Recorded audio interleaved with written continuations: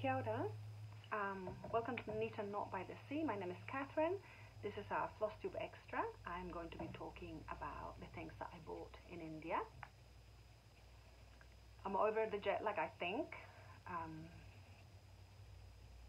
So I think the rest in Singapore helped. I've got a cold now, so that's annoying. But you know, people come to work with colds. So I was working from home today, so that's been really good. The main difference is that I don't have to get up so early to get going, so that was really good. Okay, so today's all gonna be it's gonna be shopping with chats. If you're not interested in that, I'm not showing everything I bought. I'm gonna do one video which is sort of textile heavy, and I am gonna do another video with my books because I want to kind of open them and do a little bit of a, you know, what this book has, in case people are interested. It is, I have to say, with hindsight, I had an amazing time in India. I'm so happy I went. It was really tricky at times. It was very hard to go on holiday, a very privileged holiday on top of everything, and know that people are having their homes stolen and there's a genocide going on. So in case this helps someone, I have known about what's been happening to Palestine for years. I'm 51. I remember it coming up in conversation growing up, but never. My dad was always talking about politics and world events, which might be the reason it kind of put me off a little bit. There was a lot of intense conversation at home. But it wasn't until we were on holiday in India on the 7th when I somehow had the time to actually focus and commit to learning and finding out. And it seemed to me quite straightforward. There is a reason we have international laws. We don't want things to happen. Unfortunately, genocides continue to happen. It's devastating, and it was awful. So I do hope that the people that watch me because they're not just interested in the textiles and what I make, but also the things I talk about, and they're committed to making the world a better place. I hope you've been writing to your member of parliament. If you have been able to, I hope you have gone to a protest. I haven't gone to a protest yet. I'm hoping to be able to go to one this Saturday, but there are many ways you can do work, and I hope you're being kind to your Palestinian friends as well, if you have any. Anyway, there's a lot to get through. So, I mean, I'm really interested in showing it to you because I love this stuff and I don't want to forget. I've got terrible memory and I don't want to forget. So it's going to be like in a complete disorder. I should also say I have just signed up and paid for a 4-day, and when I say day, it's only a 2-hour session, so 8 hours, so 8 hours of sort of lecture / tuition on Indian embroidery. To be quite honest, I probably know all of it, but maybe I'm doing it as a, I don't know. Anyway, I signed up. I was saying to Martin, he's turned into the worst enabler. I said to him, "Oh my Lord, look how much this is," because I really did want to do it because this is another Indian British artist that I really like, and I would. I thought it might be a good place to make connections with people that also love Indian textiles. Maybe that would broaden my sort of circle of textile lover friends across the world. And I don't for a minute think that it's overpriced. Like, I think the artist deserves that rate. I'm just so broke. But I'm not really that broke, you know? I've just come off a big holiday, that's all. Anyway, I'm signing up. I'm going to try and remember to put it underneath in case you're interested in doing it as well. It sounds like it's going to be amazing. She has a lot of knowledge. The artist actually went to, oh, Institute of Design, which is in Ahmedabad, which is where the Calico Museum is, which is amazing. So anyway, the first thing is like probably the least interesting thing, but I was really happy to get them. I managed to get some shisha. So these little circles, I've got quite large circles, you can see in relation to my nail. I've got rectangles. So you attach them to your embroidery, and that's a very sort of Indian thing. The Banjara use them. You see them in Gujarati embroideries. You see them in clothing. Anyway, it was good fun. It was also good fun to be on this quest, because this poor guy, he really did not know or understand about embroidery. But he was fantastic. He managed to get me to the embroidery shop, a couple of embroidery shops in the market that he'd never been to before, and then he managed to find me another one to buy these. I do have to say, as a tourist, these were more expensive than they would have been if I'd bought them on Etsy. But I got to walk in the market. They were sold by weight, but anyway, I'm very happy with them. I am planning to sort of do embroideries inspired by some of the things I bought, so I'm super excited to have these.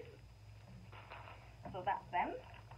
I've also realized that I did want to show you my embroidery that I thought was on this side, but it's not. Oh, there it is. Doll. So this was the other thing that we found, which was Dolly brand, and it's obviously the parent company is Coats.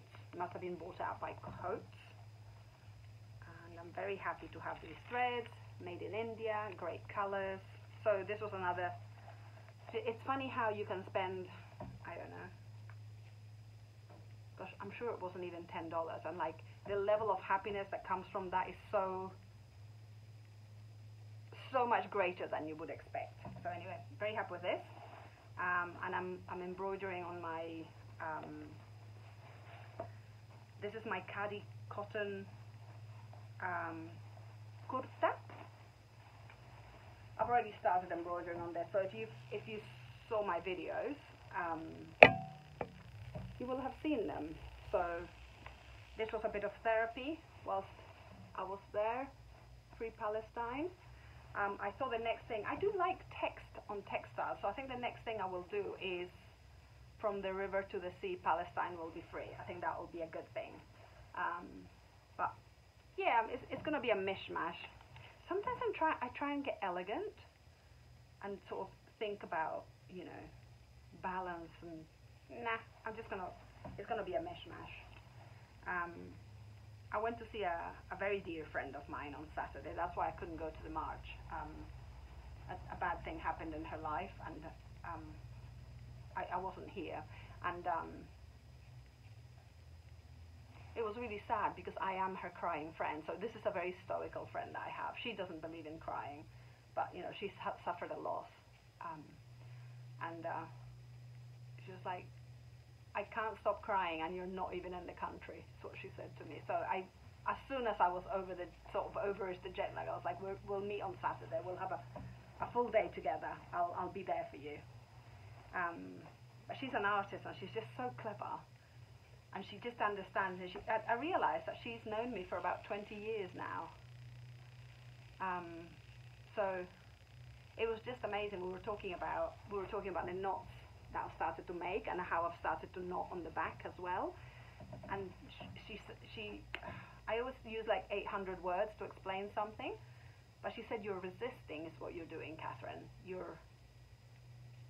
Because I was saying, I'm just so bored of perfection. Like, I can admire it in a museum, but there's just no way I can even attempt it. I'm just, no. And she says, you're resisting. That's what you're doing, and that's why you like tribal works, because they do it naturally, whilst you have to work at it. And I thought that was spot on. Anyway, so I'm really happy with this project, and I've got my lovely little bag.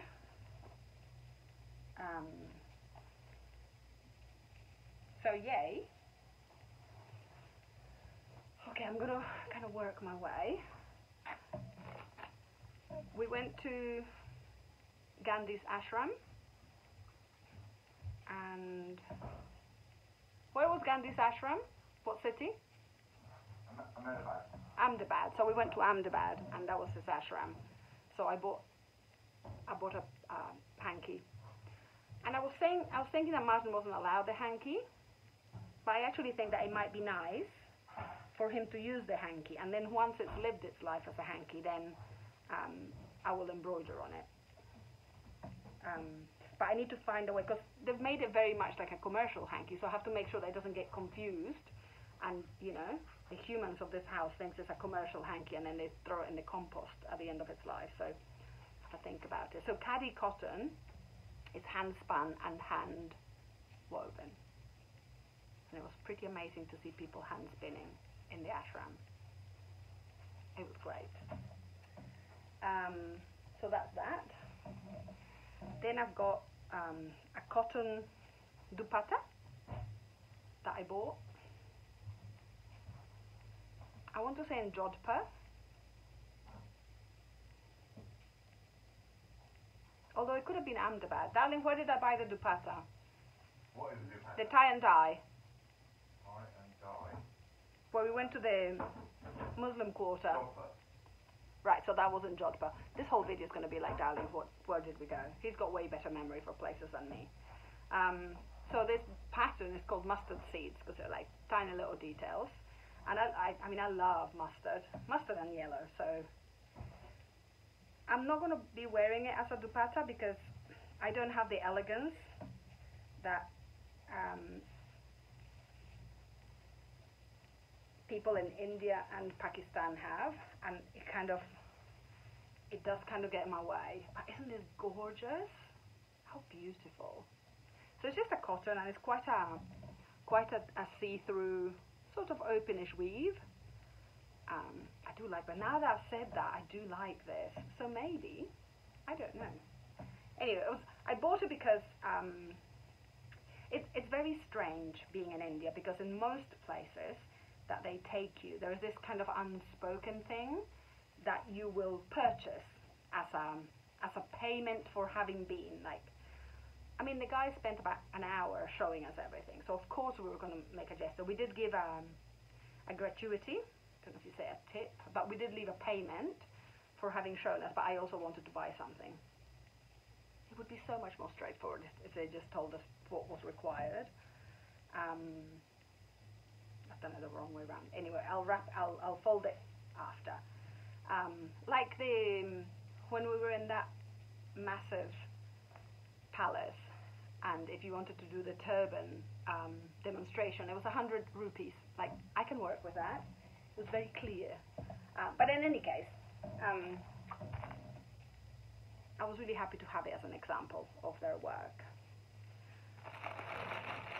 Then the other thing that happened is that apparently I am a person that likes bling, which is hilarious. Like, I never would have thought. Isn't this a beautiful color? They're both cotton, and you buy them as a set. Now, this one's way chunkier than this one, so different weight cottons, I don't know, but look at the bling. I mean, who am I? So these are sets, and so you get this fabric with a chest design, so this would go like this, is for your kameez, and then it has a section for your salwar, which is your trousers, and it has a section for your dupatta. But look, it's not just the super fancy chest piece, but look, it's got, they're machine made, I think. Sure, it could be not, I'm not sure. Could be machine. Let me have a look at the underside. Can I get to the underside? It's got a newspaper. Oh, I don't know. And this was nice as well because it was a fixed price place. Yay! I love this colour. It's like a moody turquoise, like a petrol, not the chemical, but the bird. It was a beautiful colour. So at some point, Martin gave me like an exit route by saying, "Oh, maybe in winter you'll make them. We'll see." we shall see. I'd love to know if there's someone in Dunedin in the... See, I'm not on Facebook. Like my life's hard because I'm not on Facebook. But there might be someone that, before they came to live in Dunedin, maybe was a seamstress and made salwar kameez. I don't know. Anyway, I don't want to mess them up either. And I am at 80/20th. But anyway, I was super happy. I was determined to buy. Initially, I wanted to buy 2 more made up, and then I thought it will be fun to have them for me to make up. Look, it's got something metallic gold thread. This is hilarious. And this one's mustard, of course. Martin was helping me choose. Look at the dupatta. I mean, hello. Do you know, I would probably just wear this on its own as well. So pretty. I think the most consistent thing, well, there were a couple of consistent things that I said when I was in India, but it was like, it was mostly along the lines of, gosh, the women look so beautiful. If you love textiles, oh, it was just amazing. It would be terrible to resist. I don't know of a single Indian woman that does not have a problem with the amount of saris they own. That seems to be a thing. So anyway, that was beautiful. The last thing I'm going to show is the embroidered textiles, because I'll get very gushy. These 2 I bought in Kerala. So, it's not coming out right. The color's not coming out right. This is very blue. Oh, that's right. It's blue with a kind of brown mustard. And so these are called lungi. So a lungi is in effect a skirt item. It's a casual item of clothing. It's normally colored or stamped or in some way or checked. I did see lungi in Kerala that were white. So obviously it's not a like 100% rule, but generally speaking, lungi are considered more casual. You wouldn't wear lungi to a temple, I don't think. But you know, to work, lounge around the house, to work, depending on the job, of course. Lounge around the house, go to the shops, that sort of thing. It's for men. Martin refuses to wear it. How boring is he? Like, he's really boring. I've given him so much incentive. Not to objectify men, but men in skirts, such a good look. And he just won't have it. He's got good legs. I don't know what the problem is. Anyway, he won't have it. So anyway, these are lungi. And also, when we were in the ashram, they did sell me what they said was a lungi, because there was another item of clothing that's for men that is also a long strip of fabric, but not really a skirt because it's wrapped differently, and that's called a dhoti. And so I asked literally one-word questions, like I said lungi, and they said no, dhoti. So they brought out this, which was a dhoti, and it's got a one line of kind of a grey charcoal sort of edging colour. And then I said lungi, and then they brought this out. And it really is, there's a lot of difference in the length. So obviously this is white, it's got a turquoise line. Anyway, that's what they sold me. I'm taking it as they said. I've got 3 lungi. I probably will wear them myself. I will probably maybe use them for curtains. I will probably maybe use them for quilts as well. But first of all, I will just enjoy looking at them. So then, moving on to dhoti, probably pronouncing it wrong with a kind of English slant. So this is a formal piece of attire. It's always white. It's a long cloth, and the way it gets wrapped around, it tucks in between the legs, so it looks like sort of baggy trousers, but it's just a long piece of cloth. So I'm excited because I follow an Indian woman that lives in Auckland. She's Auckland, what would you call it? New Zealand Indian. We don't do that like they do in America. But she wasn't born in New Zealand, but she's a New Zealander. And she's very keen to kind of revitalize the wearing of sari, and she did post a photo of someone wearing a sari dhoti style, and I thought, ooh, maybe I could do that. So anyway, hand-spun, hand-woven dhoti from the ashram, from the Gandhi ashram. So that's another cool thing. Oh, fun things. I haven't opened this. This is my two-piece sari. So I didn't even know that there was such a thing as a two-piece sari. So I really wanted to buy a sari, and I really wanted it to be cotton. But every time we kind of were in the vicinity of being able to buy a cotton sari, I just became overwhelmed. Which of course Martin didn't understand. The number of people was overwhelming, the number of help was overwhelming, the choice was overwhelming, they kept bringing, it was just too much for me. I'm someone that doesn't really enjoy shopping that much. Doesn't sound like it, but it's true.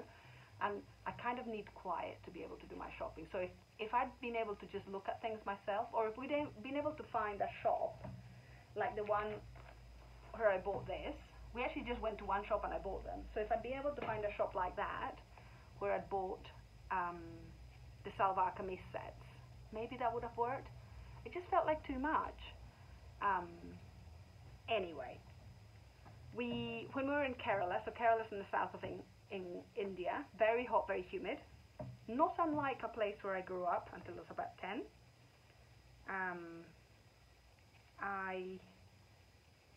I was very happy that we found a women's weaving cooperative. And in the olden days, the dress in Kerala was just skirt. So for women, like a lungi for women and for men, and women had exposed breasts. There was a whole thing about that. That was pretty shocking to me, but anyway. And then someone in the royal family kind of started adopting this kind of fashion of having just a cloth across, so the lungi style skirt, and then a cloth across the top. And I thought, I can get behind that. I can do a cloth across the top sort of situation. It just felt a lot more manageable than a whole sari. And it really was the fact that it was women from a weaving cooperative. I can always get behind a women's cooperative. So anyway, I was really pleased. So this was I think this is the top bit, and this is the sari bottom. So I'm going to have to Google and sort of find out. I might wash it. But anyway, I like the colour. I could get behind this colour. But then, this was this slight fiasco, which is not really a fiasco, I'm not too bothered. It was a great experience. They made me a sari top, but honestly, the women were very tight sari blouses. So they measured me for a sari blouse, and as she was measuring, I was thinking, she's not giving it enough allowance to kind of be loose. And then when they brought it out, they sewed it that day, and they brought it out to the hotel. It wasn't. It was like a stuffed sausage.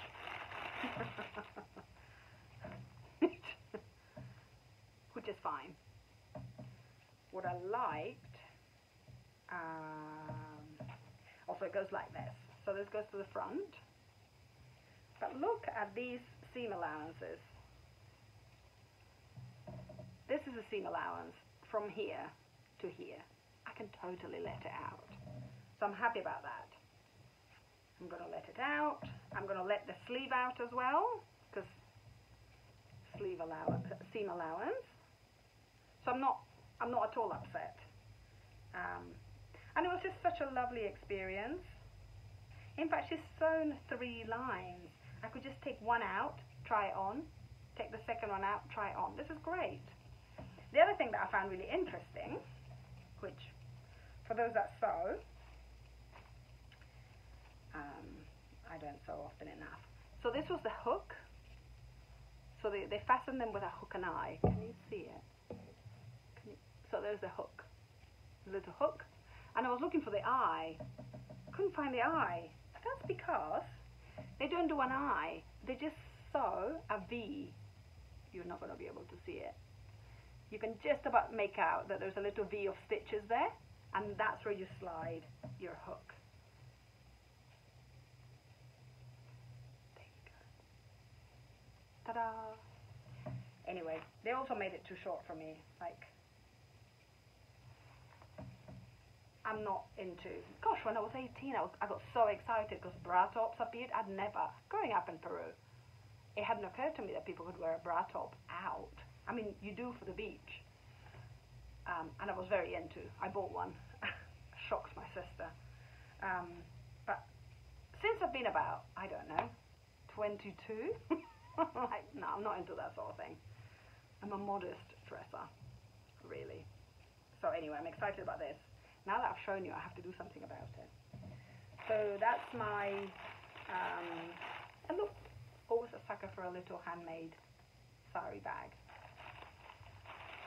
So I will sort that out. And even if Martin and I are planning to do Indian cooking once a fortnight, there were lots of things that we thought about when we were in India. One was like we want to get out of this like tea bag life. We want to do like proper herbs, and that was already on the list. I planted lemon verbena and lemon balm in my garden. They didn't make it through the winter.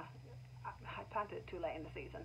Anyway, I'm going to plant them again. In fact, I found another lemon balm in a pot that has recovered. So I'll replant that.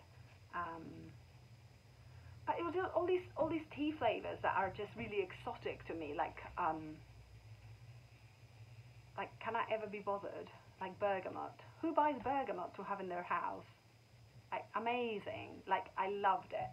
It just reminded me that growing up in Peru, you would never, like, you would always have real ginger. Like, not my mum's house, but if I went to friends' houses, they bought ginger, fresh ginger. They bought fresh other things. So to me, it just seems super fancy to have those sorts of ingredients, but we want to start incorporating them. So that's great. This is another bag that I was given. And again, story of my life is the things that come free that I get very excited about. So maybe synthetic, maybe silk, who knows? But lovely gold work on the edge. So exciting. And I've saved my little bags. So I think this was from the ashram. A little cotton bag. That can be a project bag. Also in the ashram they have a school for children whose families don't have the capacity to send them to school and look after them. There's just no family finance. So they have a school in there. For boys and for girls separately, and they also had a shop, and there were some things made by the children and some things made by the adults. So I really didn't want to buy anything that I didn't need or want, but they had these bags, and I was like, I can totally use these or use the fabric. So I bought 1, 2, 3 sort of tote carry bags with sort of cool fabrics from India. Like, I don't know if they're cotton. I suspect they are cotton, but if they're not, it doesn't matter. It's all part of my experience of having gone to India. So that's cool. And then there was a lot of plastic bags still in India. So quite often I'd be like, no bag, no bag. And then Martin would say, why didn't you accept the bag? It was like sari cloth. I was like, drat, I thought it was plastic. And so he did pick me up one of those sort of bags once, so of course it delighted me. So these are the things that were super cool about the trip, getting these treasures. And we also got there was also a plain one, so that was cool. I bet you're glad you're watching this. Half an hour and I'm showing you the 3 bags they gave me, but it was all cool stuff. Okay, well, I think we're getting to the nitty-gritty of this. I might do this one in the book side because there's 2 miniature paintings that we bought. I will show you this. these are the block printed fabrics that I bought. So this is the thing I made. I don't think I showed you. You know, I'll keep it for something, maybe a project bag or something. It really was kind of paint by numbers, like put it here, press it here, you know. There was nothing amazing about what I did. But a nice little keepsake. And then these are all the fabrics that I bought, which I bought asking them for leftovers, which was a very strange concept to explain to them. I think, to be honest, I think they were a little bit disgusted with me because I was not behaving like I'm supposed to behave as a tourist. I think people go and get very carried away, and then they buy like boxes of fabric that they get shipped out. And they're not, for the work they put into it. Actually, it was interesting. We went to this place, and you know, I had a little workshop where they showed me what to do and stuff, and that was fun. And then I asked for leftovers, but this cost me $6 a meter equivalent. In one of the hotels with a very, very expensive fancy shop, it would have been $4 a meter. So, you know, there's no guarantee. But interestingly, we only saw them in the first 2 hotels. So I'm really glad I got them. I kind of feel like that was the tax anyway. It wasn't expensive for what it was, but there are no prices displayed. Like, they look at you and they give you a price. At least in this place they did. I mean, I think I did very well. I've got a lot of fabric. I asked them to give me 10 centimeters from each color that I chose. Now, 20 centimeters would be to the tip of my finger. My Japanese friend taught me that trick. So this is 20 centimeters from there to there. So most of them are more like 17 centimeters, not 10. And they're quite long. Some of them are longer than others. So plenty to play around with. Like, I don't need, you know, that's okay. I feel like a very lucky, very fortunate person to have these. And I think that's plenty. We shall see what I make. I knew that I didn't want to come home and feel like, why did I buy 40 meters of fabric? I knew that I didn't want that feeling. So I'm really happy that I kept my wits about me, and I asked for the dregs in effect, and they did find them in the end, but they were still kind of disgusted at me. That's okay. I'm sure they get other cheapskates. I was just trying to be sensible. Just trying to be sensible. Okay, what else have we got?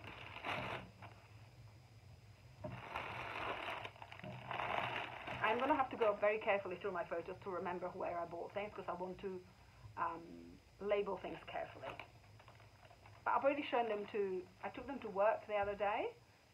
We had a morning tea, and I thought, well, I'll show my colleagues. It's weird because most of these textiles are torn and old, and Martin's like, I don't think people are excited to see your raggedy things. So it's a hard thing to decide if it's worth. You have to gauge your audience, but they seemed excited, so I kept bringing things out. Okay. This is a toran. It's mostly cotton. I actually think the thread is silk. I don't want to buy new silk, but I'm perfectly okay to buy this vintage silk. Now, can you see? So this is how wide it is. So maybe 30 centimeters deep, but it is very long. So this would go around the edge of a room.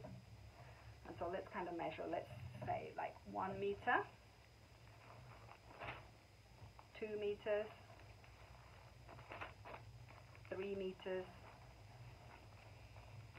4 meters. I would say around 5 meters. Okay?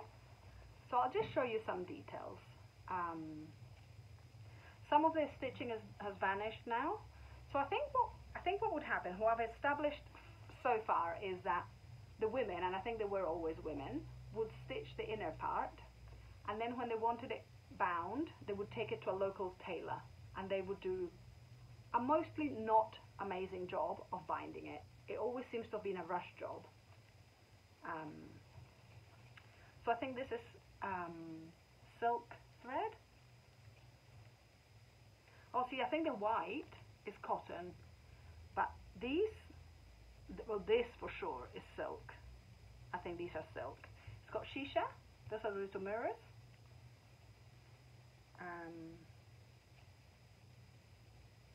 It's quite coarse blue cotton, so I think it's hand woven. Isn't it beautiful? In my head I was going to put it all around my bedroom wall, but actually I have sloping walls, they're full. I don't know what I'm going to do. But it was beautiful, I couldn't resist it. Now the back is another delight. Look at the back. I love them. They're quite damaged, so you can see here it's damaged, and so you can see the front fabric. But it's very, very beautiful. So this is a toran. I'm going to wrap it after. Okay.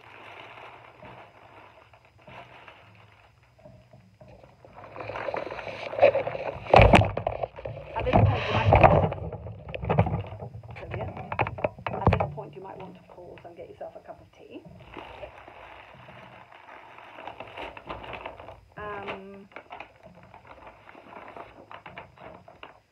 Okay.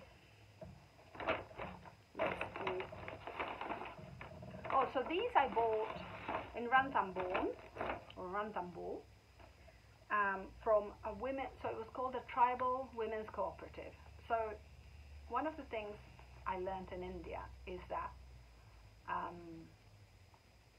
there are many different ethnicities, but they have Hindus, they have Muslims, and so of course Hindus still have castes, even though you can't sort of discriminate. There's laws to stop you from discriminating against people because of caste, although laws don't mean that it doesn't happen, but there are laws. And I think those are the two main groups in India, but they also have, and I know that they've got a Hindi name for them as well.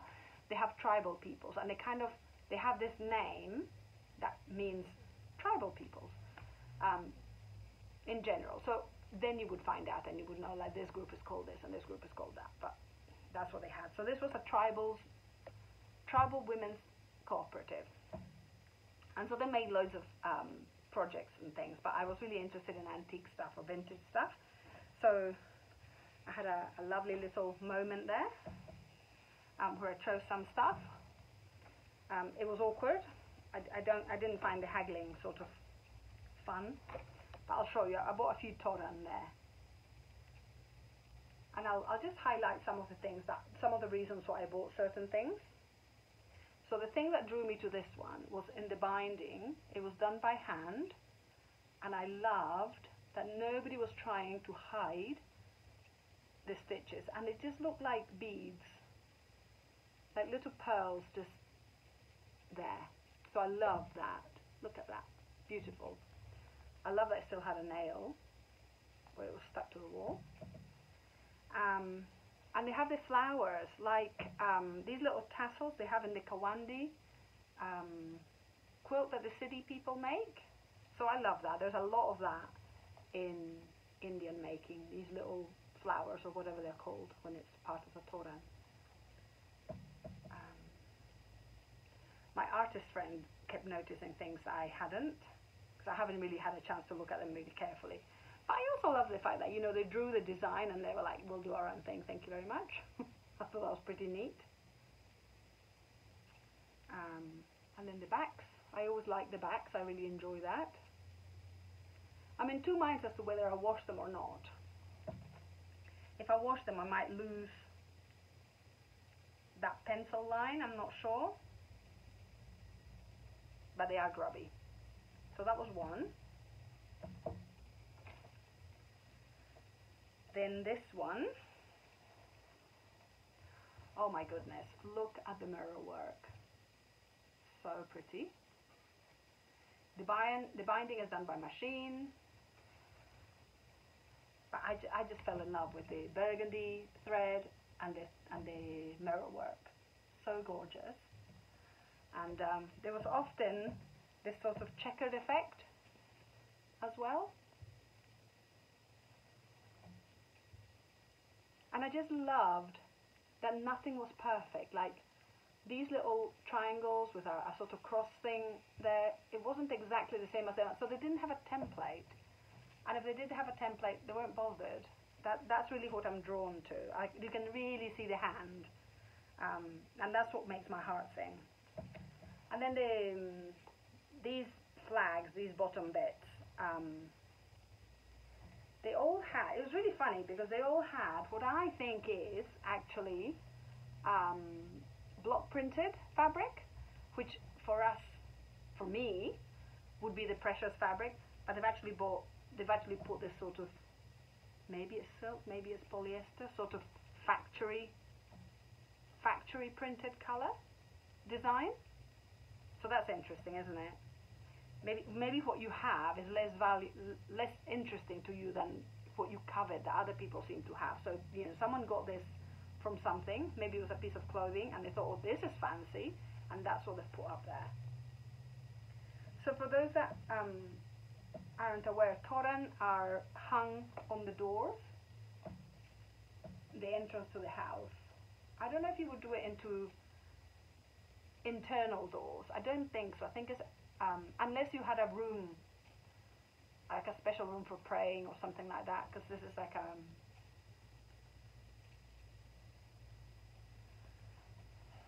think it I've forgotten the word now, but you know, it's auspicious. It's like an auspicious thing to do. Isn't that gorgeous? Look how it glistens. It's brilliant.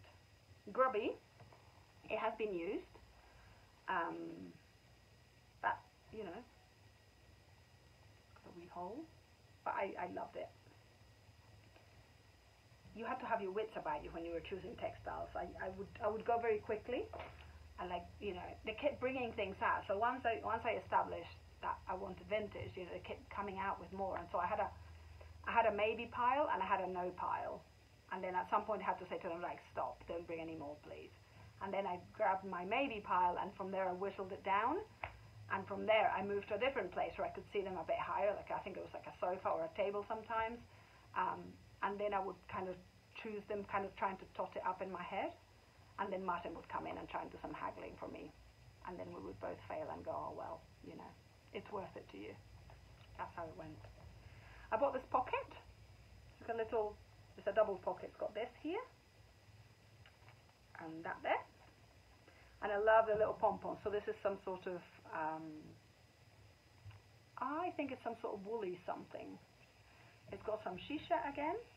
2, 3. And I really liked that the lining,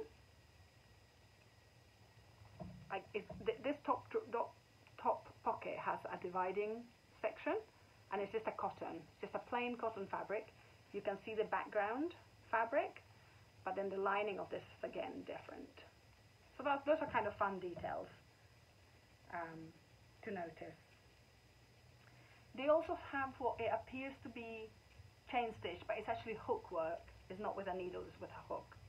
So that's cool. And lots of beading. I'm not a huge fan of beading. Has to be a particular type of beading for me to be interested, but you know, I was looking for things for my collection that I didn't already have. That was the idea. I also appear to have a type of thing that I like. Then another toran. This has got just the most beautiful work in the central bit. Look at the circles. There was a lot of work. There was a lot of things for tourists that were clearly done in bulk, not well finished. So for example, and it was synthetic threads, which I'm not interested in, but it was just, they were just churning out. There was hundreds in the street markets, you know, and that wasn't the thing that I was interested in. But for example, look at this shisha here. to anchor it, you can see how filled this area is. So, have I got my glasses? No, I took them off. So, you know, you could imagine, maybe I don't have my glasses. I'm trying to imagine. So, just from looking at it, I'm thinking, okay, maybe 100 stitches of that grey are actually anchoring that mirror down. So when you were in these markets and it was modern stuff, which I think from factories, maybe from machines, I'm not sure, sometimes 5 stitches were holding a mirror that size down. I was like, nah. I get more pleasure out of something that's a little bit raggedy, but old, but shows real craftsmanship from the past. See, broken bits. Put Martin kind of sighs and goes, do you think people are interested? Well, I'm interested, and if I'm interested, someone's interested. Look at these as well, the little pompons, flowers, just gorgeous. And also this stitch, which to me looks like bobbin lace. It's not bobbin lace. I knew that even though it looked like bobbin lace, it wasn't bobbin lace. But I think it might be needle lace, so I'm going to have to look into that, because I was kind of interested in there's a few places that, a few of my items that have it. So that's cool. I love the color, and I also like this haphazard loop that's just been stuck there. And I don't know why it's been stuck there. The rest are at the back. But my friend said, oh, maybe it was, maybe the person knew that it was going to be hidden by the lintel, so it didn't matter. And maybe it was kind of a repair job and it just went boff. So who knows? Look at the back. Very beautiful. I have to say very beautiful in case you're not getting the vibe. That is very beautiful. Oh, this one I really loved as well. This one has lost the mirrors, apart from one. It's just got one mirror. And it was very pastel-y. So I loved it because it was different. Again, it's got a checkered board. It had some shisha, only one left. What else? It's just got cotton backs on the triangles. It still has the cloth flowers at the end. It's all handmade, apart from the bias. The bias binding has been machine applied, and whenever they did that, they also machine applied the flags, and they quite often will do like a zigzag here. It's quite interesting. And then I have another one. These are very synthetic. See, I think the others, this one here that I've just shown you, I think these were natural dyed colors. This one's very synthetic. I know that coming from Peru, there was a moment when they stopped doing natural dyes and they went for synthetic. There was an economic reason, but also there was real excitement at the brightness that you could get with so little effort. So, you know, it's perfectly feasible to think that this would have been the case here as well. The ties are actually kind of hand crocheted or hand looped in some way. I love it's so asymmetrical. Now, one of the things that could have happened, because you can see how another one of these is not going to fit here, it's a bit too narrow. It could have had a narrower one, but also quite often they would cut these down to sell to tourists. So it doesn't, I mean, this looks pretty symmetrical. If they cut it down, it still would have been like a weird narrow flag. But sometimes I've got one piece that clearly they've cut it, they've just gone to sell 2 pieces rather than one. So that's them. It's 49 minutes. I think I'll call this part 1 and I'll come back with the rest. Kakite.